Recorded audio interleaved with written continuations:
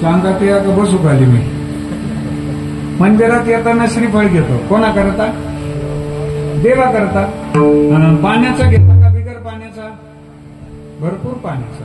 श्रीफळ फोडला कोणा करता? देवा करता का आपल्या करता? देवा करता. देवाला किती दिला? बरं, पुढची गंमत तर फार छान आहे. श्रीफळ फोडला आणि तो जर खराब निघाला मग कोणाला? शाबास. म्हणजे अरे खराब निघाला तर त्यांना पावला, चांगला निघाला तर मला गावला. देवाची काय अपेक्षा आहे? हरिरूप सांगू तुम्हाला. मंदिरात आल्यावर सगळे चांगले वागणार आहेत. पंढरपूरला गेल्यावर सगळे चांगले वागणार आहेत. आळंदीला गेल्यावर सगळे चांगले वागणार आहेत. पण पंढरपुरातून बाहेर निघाल्यानंतर सुद्धा तेच वागणं राहिलं पाहिजे. मंदिरातून बाहेर आल्यानंतर सुद्धा तेच अंतःकरण पवित्र राहिलं पाहिजे. ही भगवान श्रीकृष्ण परमात्म्यांची अपेक्षा आहे. अर्जुनाकडे 9व्या अध्यायामध्ये गुरुदक्षिणा मागितली आहे. मय्येव मन आदत्स्व मयी बुद्धी निवेशय निवशिष्यसि मय्येव आता ऊर्ध्वन्न संशयः.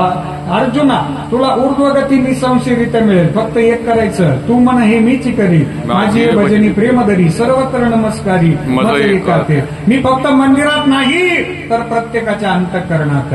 विठ्ठल जरी तरी भरला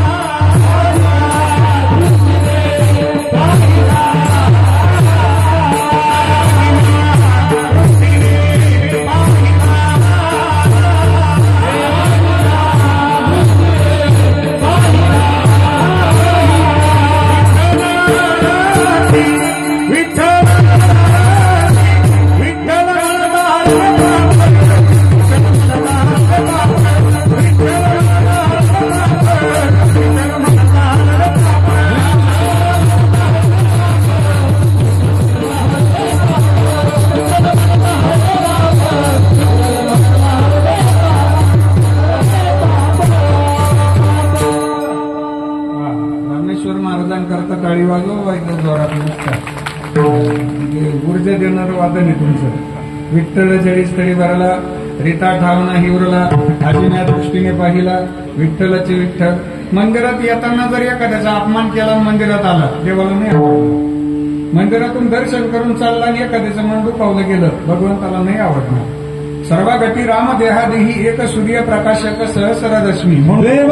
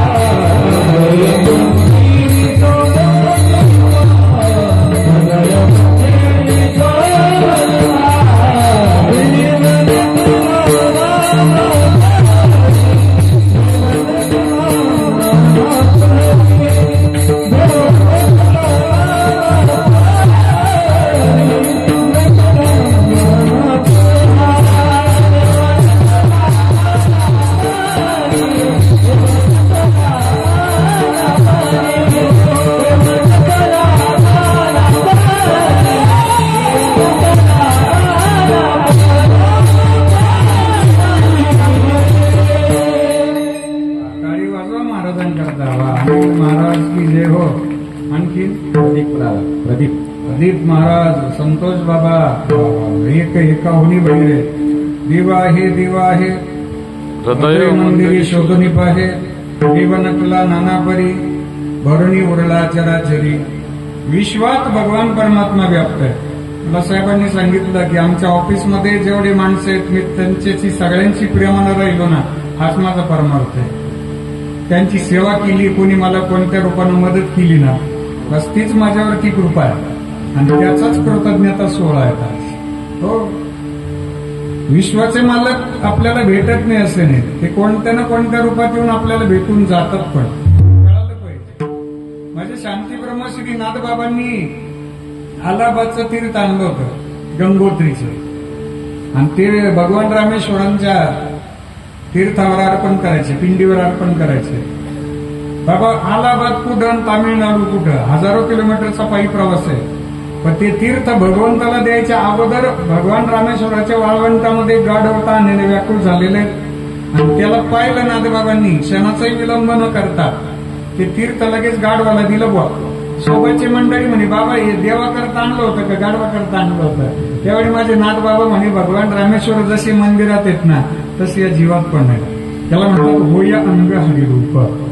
भेदच नाही, हा लहान तो मोठा, गरीब तो श्रीमंत, सुंदर तो कुरूप, भेदबुद्धी निघून जाते.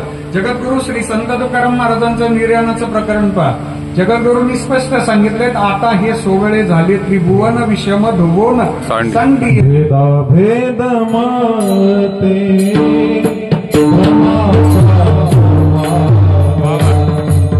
भेदा भेद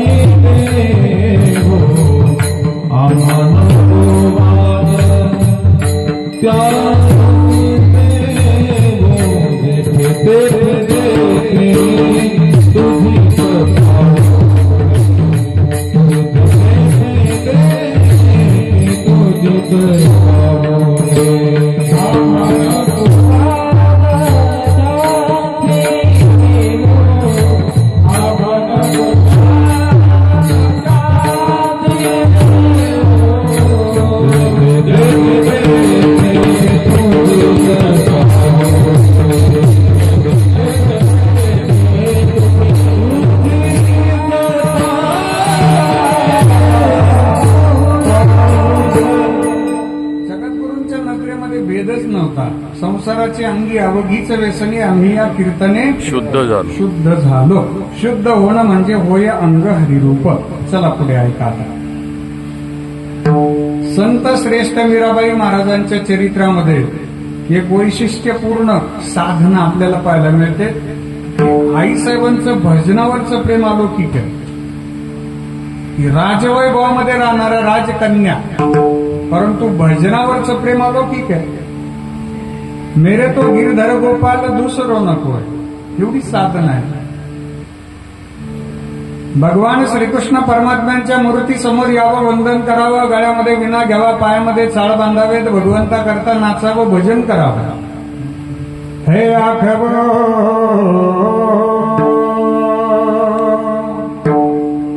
हे आखवो जो शाम का दर्शन किया करे,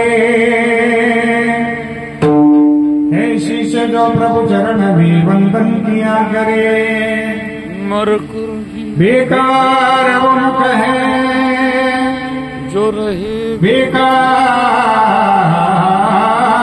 उनक है जो रहे व्यर्थ बातों में.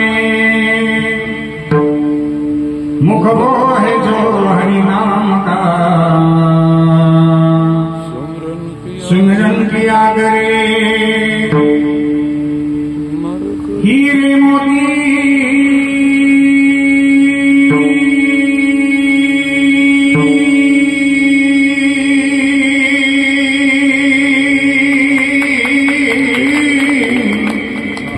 हीरे मोती से नहीं है शोभा, है आग की, है आग जो भगवान का पूजन किया करे. मरकर भी अमर नाम है उस जीव का जग में, प्रभु प्रेम में बलिदान जो जीवन किया करे. कैसी लागी लगन मीरा हो गई मगन, वो तो गली गली गली गली हरि गुण गाने लगी. महलों में पली बन के जोगन चली, निराराणी दीवानी कहानी लगी ऐसी लागी लगन। प्रेम के रंग में ऐसी डूबी बन गया एक ही नूर। प्रेम के रंग में ऐसी डूबी बन गया एक ही नूर। प्रेम की माला जपते जपते आप बनी महिषा।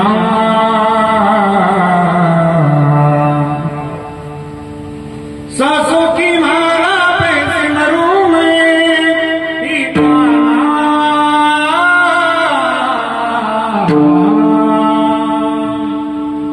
एक दिवस संत श्रेष्ठ मीराबाई महाराज भजन करत होत्या आणि त्यांना भजन करताना एक साफसफाई करणारा मुलगा पाहता। पहिल्यांदा राजवाड्यात मुलगा आला, तो साफसफाई करत होता आणि अलौकिक सौंदर्य पाहून तो भारावून गेला। आईसाहेबांच्या चेहऱ्यावरती पारमार्थिक तेजस्विता होती। सूर्याच्याही तेजाला लाजवेल एवढं तेज माझ्या आईसाहेबांच्या चेहऱ्यावरती आहे। आणि तो मुलगा घरी गेला बघा। घरी गेल्यावर आईला म्हणे, आई राजवाड्यातली मुलगी कोण आहेत? गळ्यात विना होता, पायात चाल बांधलेली होती। ते मुलाची आई म्हणे, अरे त्या राजकन्या आहेत मीराबाई। काय झालं? म्हणे मला त्या मुलीबरोबर विवाह करायचा। आई म्हणे, अरे त्या राजकन्या आहेत, आपण साफसफाई करणारे सेवक आहोत, हे बोलणं योग्य नाही बाळा। मुलाने हट्ट धरला, अन्न पाण्याचा त्याग केला। पहिला दिवस मुलगा जेवला नाही, दुसऱ्या दिवस जेवला नाही, तिसऱ्या दिवशी मुलगा बेशुद्ध झाला। आईला दया आली। आई म्हणे, आपण आईसाहेबांना जाऊन भेटू, आईसाहेबांना जाऊन भेटूया। संत श्रेष्ठ मीराबाई महाराज आपल्या चिंतनात बसलेल्या होत्या, प्रसन्न मुद्रा आहे। त्या मुलाची आई आली, आईसाहेबांचं दर्शन घेतलं आणि बोलू लागल्या, राणीसाहेब राणीसाहेब माझ्या मुलाला वाचवा, मी हात जोडते, पदर पसरते, माझ्या लेकराचे प्राण तुमच्या हातात आहेत, तुम्ही वाचवलं तरच माझं लेकरू जगणार आहे, आज वाचवा। काय झालं म्हणे तुमच्या मुलाला? म्हणे माझ्या मुलाला तुमच्याबरोबर विवाह करण्याची इच्छा आहे। संत श्रेष्ठ मीराबाई महाराज हसल्या, बघा बरं का, होय अंग अधिरूप आणि हरपले देहभाव, कळेल आपल्याला। मीराबाई महाराज हसल्या, म्हणे तुमच्या मुलाला माझ्याबरोबर विवाह करायचा आहे? म्हणे हो। म्हणे मग मी तुमच्या मुलाबरोबर लग्न करायला तयार आहे, पण काय? आता मराठी व्याकरणात आपण जरा विचित्र येतो। पण हा शब्द म्हणजे जोड शब्द आहे, दोन वाक्यांना जोडणार आहे, पण तो जर मध्ये आला ना तर मागच्या वाक्याचा अर्थ बदलतो। तुम्हाला वापरून दाखवू का? पण मी तुम्हाला आत्ता हजार रुपये देतो, पण उद्या 2,000 लागतील मला। बघा बरं, आला की नाही पण लगेच? पण आला की मागचं वाक्याचा भाव बदलतो। मी तुमच्या लेकराबरोबर लग्न करायला तयार आहे, पण काय?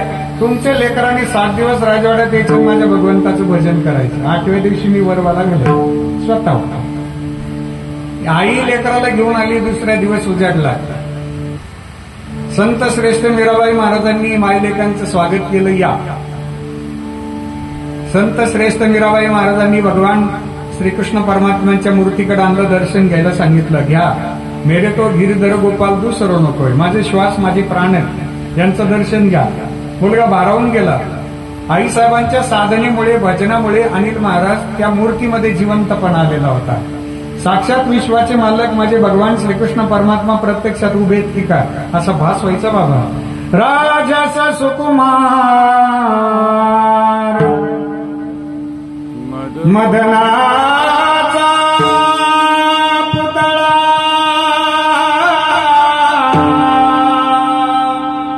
रवी शशिकळा लोपलिया, कस्तुरी मळवाट, कस्तुरी मळवाट, कस्तुरी मळवाट, चंदनाची उटी, चंदना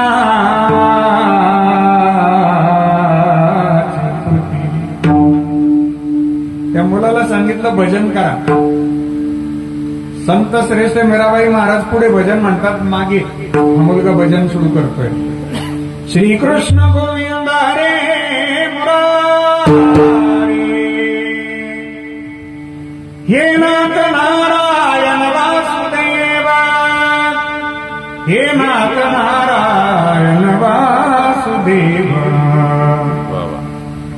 दिवशी मुलाला समाधी लागली.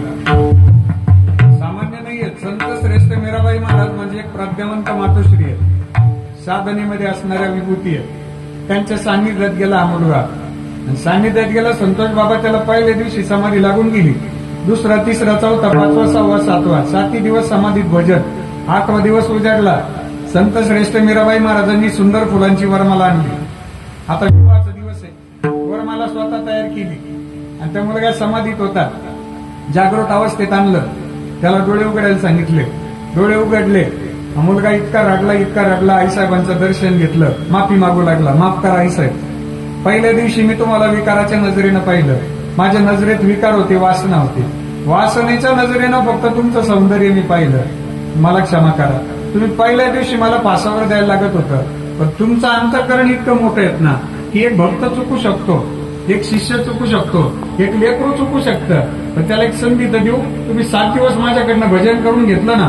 आता मी भजनाद्वारे इतकं पवित्र झालो ना, माझ्या मनात विकार नाही राहिले. आता मला पहिल्या दिवशी ज्या मीराबाई महाराज दिसल्या ना, आता दिसत नाही. आईसाहेबांनी विचारलं, मग आता कोण दिसते तुम्हाला मी? त्यावेळी उत्तर ऐका. फार छान उत्तर आहे. जाता आता एवढं उत्तर घरी घेऊन जा. तो मुलगा म्हणतोय, पहिल्या दिवशी मीराबाई दिसल्या त्या संत श्रेष्ठ मीराबाई महाराज आता दिसत नाही. आता मी डोळे उघडले ना तर साक्षात भगवान श्रीकृष्ण परमात्म्यांचं प्रत्यक्ष दर्शन तुमच्या रूपानं मला होत आहे. याला म्हणतो हरपणी